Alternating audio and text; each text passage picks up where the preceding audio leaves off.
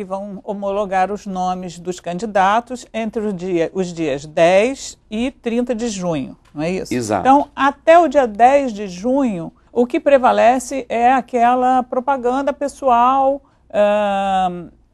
que o senhor comentou antes, né? É mesmo a promoção pessoal. A promoção pessoal. Nesse período, para nós, já não é permitida. Já Por não isso, é permitido. Os juízes já estão notificando, mandando tirar faixas e tudo, porque nós entendemos aqui no estado do Rio, há o posicionamento firme de que a partir de 1º de janeiro, aquela promoção pessoal não poderia mais ser realizada. Eu digo isso porque a partir de 1º de janeiro não se pode mais fazer pesquisa eleitoral para ser divulgada sem o registro, né, no TRE. Não pode mais ser feito programa social novo, que a legislação veda.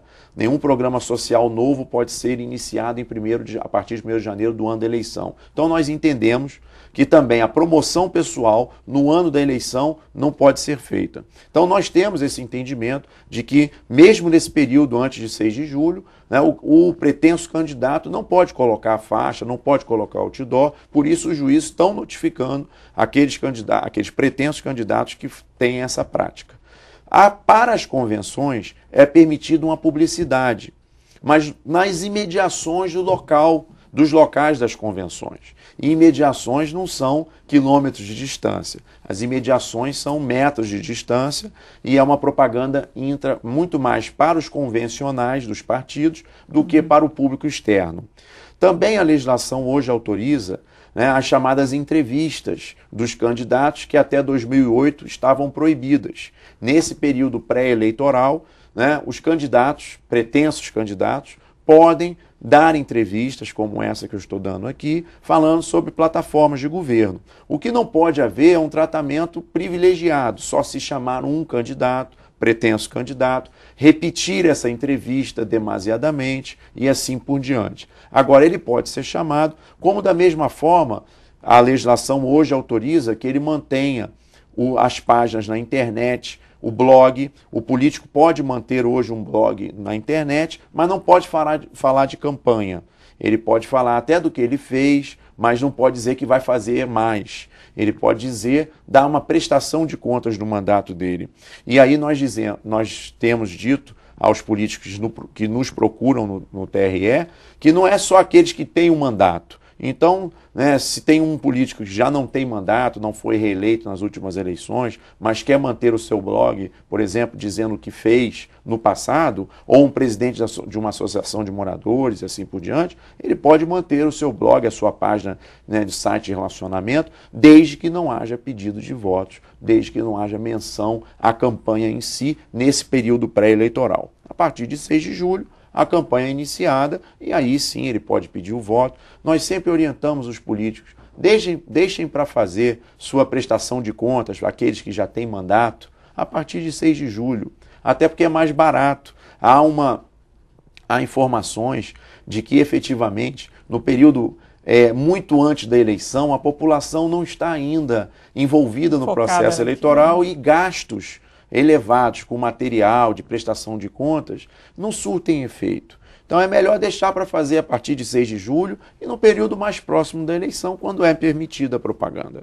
Então, depois da homologação do nome na convenção, não é possível mais dar entrevistas na televisão, dar entrevista no rádio. O político não pode mais fazer esse tipo de divulgação do seu trabalho dessa maneira, né? O candidato escolhido em convenção, ele não pode mais ir às rádios, né, desde que a situação somente se houver algum tipo de tratamento igualitário, onde os outros também sejam chamados e tudo, até se pode, com a natureza eminentemente jornalística.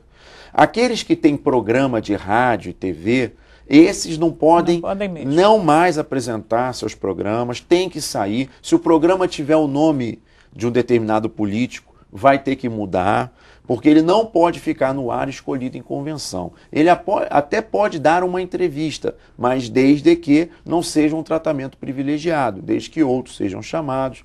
E aqueles que têm mandato, né, deputados, né, vereadores, que estejam, né, principalmente os deputados que estão no exercício e vão disputar a vaga de deputado, na realidade, esses deverão, né, por exemplo, poderão ser entrevistados se forem membros de comissão, hipótese, comissão de direitos humanos, há uma rebelião num presídio, e ele vai lá na condição de deputado, né, na atuação do mandato dele, e se ele for entrevistado é algo normal. O que não pode, por exemplo, é um professor que é deputado, que tem mandato, né, professor de história ou de geografia, e sempre ser chamado por uma determinada emissora de rádio ou televisão para discutir assuntos de atualidade por conta de ser professor de história. Porque existem inúmeros outros professores de história que podem falar. Então, aquele que é político, uma vez escolhido em convenção, e mesmo agora não só escolhido em convenção, já não pode ter esse tratamento benéfico dos mecanismos de rádio e TV, principalmente.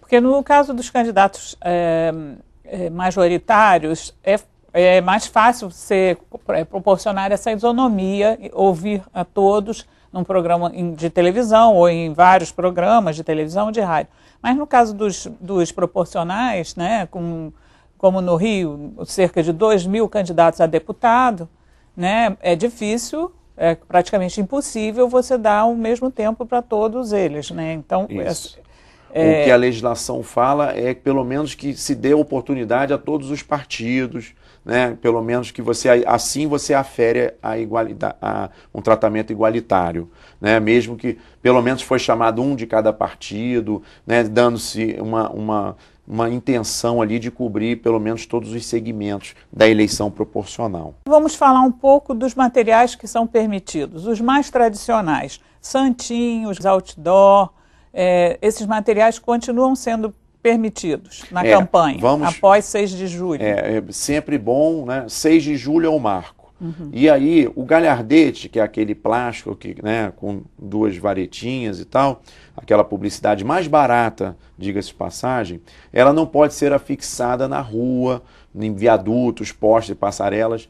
Graças a Deus, a legislação em 2006, né, houve por bem tirar essa prática que emporcalhava a cidade. Nós já tínhamos tido uma experiência muito positiva aqui no Rio de Janeiro em 2004, quando os partidos que funcionam em parceria com o TRE, os partidos hoje são grandes parceiros da Justiça Eleitoral do Estado do Rio de Janeiro, e eles concordaram em retirar esse tipo de publicidade, as faixas que eram colocadas nas passarelas, nos viadutos, né, aqueles galhardetes. Eles concordaram em abrir mão dessa publicidade, porque nós tivemos um caso aqui muito lamentável em 2002, que foi, né, o homicídio de um político que parou na madrugada na Barra da Tijuca para tirar satisfações com um cabo eleitoral de um outro candidato que colocava uma propaganda dessa no poste em cima da sua. E aí ele acabou sendo assassinado na frente da esposa, do filho, e é uma situação traumática, né? Claro, para a família e para nós da Justiça Eleitoral, porque isso foi, vamos dizer assim, o ápice de algo que precisava ser mudado há muito tempo e precisou haver uma desgraça como essa para que nós conseguíssemos uma mudança na legislação. Então, em 2004, quando isso ainda era permitido, aqui no Estado do Rio, nós tiramos essa publicidade, principalmente no município, eu era o juiz da propaganda aqui do Rio, e nós conseguimos essa mudança de paradigma envolvendo os políticos, e eles abriram mão dessa propaganda e foi um sucesso. Em 2008, nós conseguimos também dar um tratamento diferenciado à internet, quando em todo o país a internet estava restrita nas eleições, a partir de 6 de julho sempre, a página .cam.br. Aqui no Rio, no Estado do Rio, nós equiparamos as páginas .cam aos blogs, aos sites de relacionamento, e a eleição foi muito tranquila em matéria de internet em 2008. Eu era o coordenador da propaganda aqui no Estado e nós conseguimos também, em parceria com os partidos, essa evolução. Agora, nós estamos tentando com os partidos novamente sensibilizar, né, os políticos para tentar tirar, porque a legislação hoje proíbe esse tipo de publicidade no poste, viaduto e passarela, mas está autorizando que se coloque placa na via pública, nas calçadas, por exemplo, desde que não comprometa o trânsito de pessoas e de veículos. Então, hoje, é permitido, pela legislação que foi modificada o ano passado, é permitido que se coloque uma placa no meio da calçada, sem ninguém ao lado, que até 2006, em 2006 e em 2008, nós sempre trabalhávamos com esse tipo de publicidade com alguém ao lado. Certamente, né, os telespectadores vão se recordar que sempre havia uma pessoa ao lado. Agora não, a legislação abriu isso para baratear a campanha. Só que nós já temos informações de municípios da Baixada que há, né, notícias de que políticos da região, né, não vão admitir que políticos de fora das cidades coloquem placas sem ninguém ao lado nesses municípios, já dizendo que vão tocar fogo, que vão fazer, né, determinado tipo de violência contra esse tipo de publicidade. Então a nossa preocupação hoje, e nós estamos tentando com os partidos, e há vamos dizer assim, um posicionamento unânime dos partidos, que há necessidade de um regramento que a lei não traz. Porque a lei diz, a placa pode ser colocada no logradouro público, desde que fique de 6 da manhã às 22 horas. Fora disso, né, fora desse horário, não pode ser colocada. Mas a partir das 6 da manhã até as 22 horas, elas serão colocadas, desde que não comprometam o trânsito de pessoas e de veículos, elas ficariam ali. Seria ótimo se nós estivéssemos na Suíça. Só que, lamentavelmente, né, nós já temos a notícia e nosso receio dos partidos também, nosso receio na Justiça Eleitoral do Estado do Rio de Janeiro e dos partidos aqui do Estado, é que nós venhamos a ter outras mortes ou violência. Em 2004, quando eu era juiz da propaganda aqui do Rio, nós tivemos uma denúncia no TRE que na Zona Oeste, em Santa Cruz, outdoors de um determinado candidato foram queimados, né? E que havia notícias de que se ele colocasse outros, né, poderia haver até contra o próprio candidato, né, uma violência maior. Então, a nossa preocupação não é cercear a propaganda, nós queremos a liberdade. Mas nós estamos tentando apelar aos partidos que fosse feito um acordo, como nós já fizemos em 2004, seja feito um acordo, como nós já fizemos em 2004, em 2008, mas um acordo assim, que nós realmente venhamos a retirar essa publicidade das ruas, essa publicidade livre das ruas, mas que nós tenhamos, vamos dizer assim, uma maior flexibilidade. Por exemplo, no interior, historicamente, há aqueles imóveis particulares, comerciais, que embaixo tem um comércio, embaixo tem um determinado estabelecimento e em cima reside a família. Então, no interior, nós temos muitos precedentes, né, de situações onde a fiscalização foi retirar a publicidade do imóvel privado, onde a residência da família, né, fica, porque embaixo tem um imóvel comercial. Então, por exemplo, nós já dissemos aos partidos que poderíamos tentar, junto aos juízes do Estado, sensibilizá-los para que fossem um pouco mais condescendentes nesse tipo de exemplo. Então, a propaganda não é colocada na rua, solta lá, mas é colocada no imóvel privado, como a lei autoriza, na parte de cima, não no comércio, claro, mas na parte de cima, onde a família reside. Então, nós podemos usar instrumentos para coibir uma publicidade e ser um pouco mais tolerante com outras, na marquise de um determinado, desde que estejam bem fixadas, por exemplo, e ali na marquise, estando bem fixadas, elas não comprometerão e não correrão esse risco.